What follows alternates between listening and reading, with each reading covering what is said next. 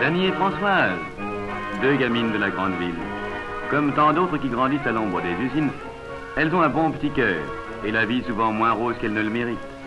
Si l'insouciance naturelle de leur âge les empêche de souffrir d'un inconfort qu'elles ignorent, elles le subissent néanmoins.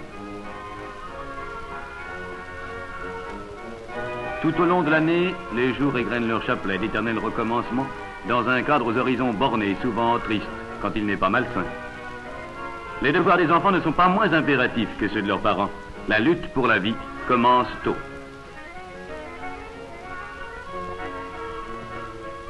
Et les fameuses lumières de la ville n'apparaissent aux yeux des petits citadins que dans le flamboiement des vitrines et les guirlandes factices des manèges forains.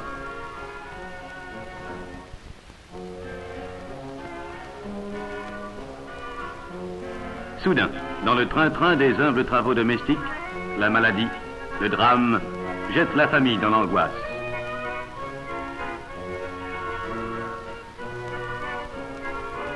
Aussi, à la fin d'une pénible année scolaire, les nerfs épuisés cèdent et les frimouses se fanent. Partir? Impossible. Il n'y a pas de vacances pour les enfants pauvres.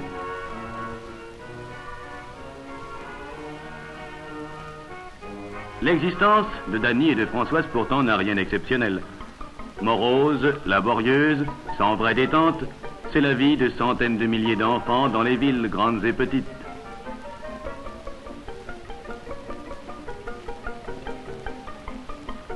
Sans doute, dira-t-on, il y a le sport, les jeux du stade et l'éducation physique qui donnent de l'exercice et gonflent les poumons, bien sûr. Mais les terrains, taillés à même la ville, manquent de verdure et l'air ambiant est saturé de vapeurs d'essence et de fumée d'usine.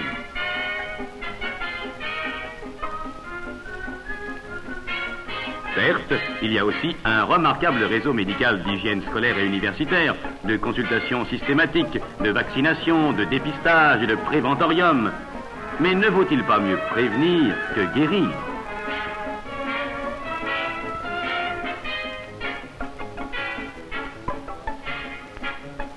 Encore un petit gars, pense en lui-même le médecin, qui aurait bien besoin de changer d'air. En vérité, voilà ce qu'il faut à tous les jeunes surmenés par une scolarité excessive, anémiés par une atmosphère déprimante, le joyeux dépaysement des vacances, un changement d'air total, une vie nouvelle dans un cadre nouveau. Plus encore qu'un simple besoin, c'est une nécessité absolue.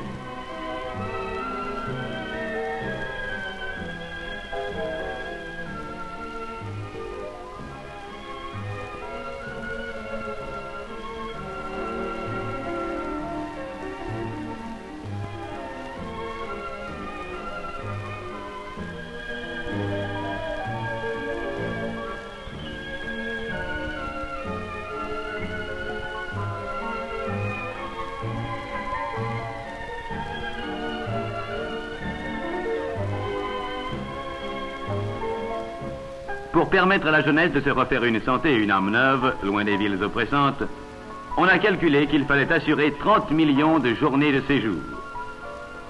Chaque journée revenant à 400 francs en moyenne, c'est donc une somme de 12 milliards qui est nécessaire, soit le prix de 20 000 automobiles ou de 5 bombardiers.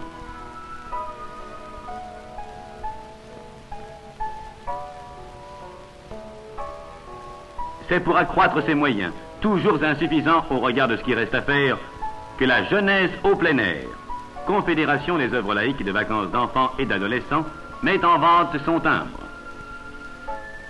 L'acquérir, c'est faire du bien autour de soi. C'est aussi accomplir un geste de solidarité nationale. 3 carnets représentent une journée de vacances de plus. Que ceux qui les proposent, comme ceux qui les achètent, aient présent à l'esprit que chaque piécette, chaque billet ainsi récolté ouvre un coin de ciel pur pour un petit enfant pauvre. Grâce à ce geste, Dany et Françoise, et avec elles une multitude de jeunes Français, pourront, au sein de la nature régénératrice, jouir des semaines durant de cette détente heureuse que sans cela, ils ignoreraient longtemps encore.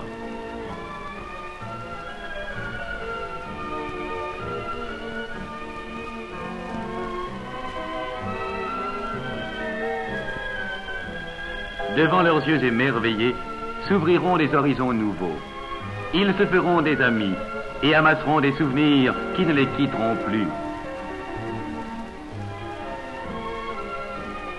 Dans la joyeuse animation de la vie en commun, les plus déshérités, ceux qui chez eux ignorent jusqu'à l'usage de la brosse à dents, couchent par terre ou dînent d'une soupe, s'épanouissent soudain dans la révélation d'une vie normale et saine d'où la tendresse n'est pas exclue. Avec des camarades, il n'est pas de corvée que l'on accomplisse d'enthousiasme, pas d'effort qui ne soit occasion d'entraide, pas de fatigue que l'on oublie à la première halte ou sous la douche bienfaisante.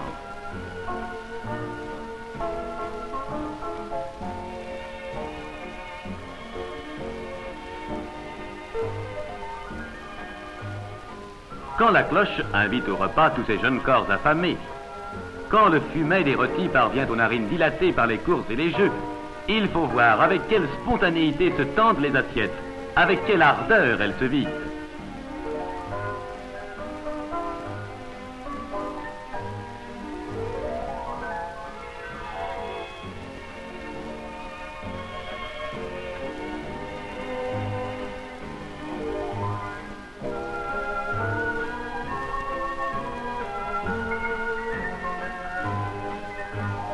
Cure de repos et de détente physique et morale, les colonies sont également d'incomparables centres d'éducation et de culture totale.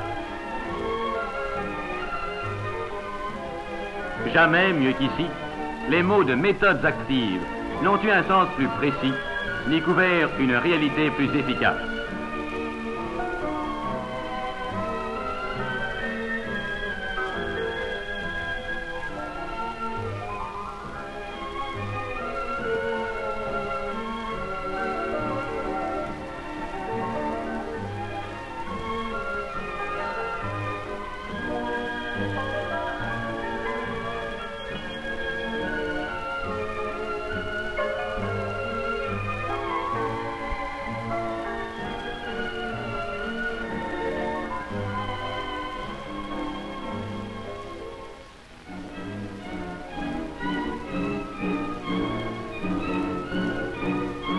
Mais les vacances ne seraient pas de vraies vacances si la plus grande partie de l'emploi du temps y était consacrée aux débats, aux jeux et au sport.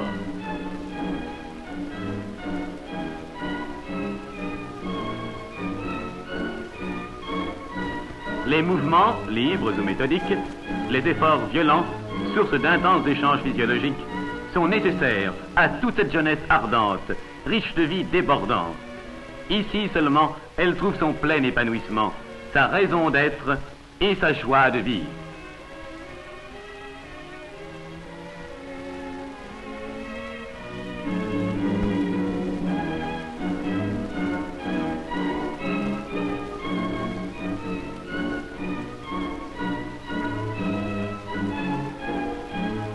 Non, la petite flamme de bonheur qui brille dans leurs yeux reconnaissants ne vous laissera pas indifférents. Aidez-nous à envoyer au grand soleil des vacances tous les jeunes Français affaiblis, sous-alimentés et anémiés. Créez vous aussi de la santé, de la force et de l'espoir.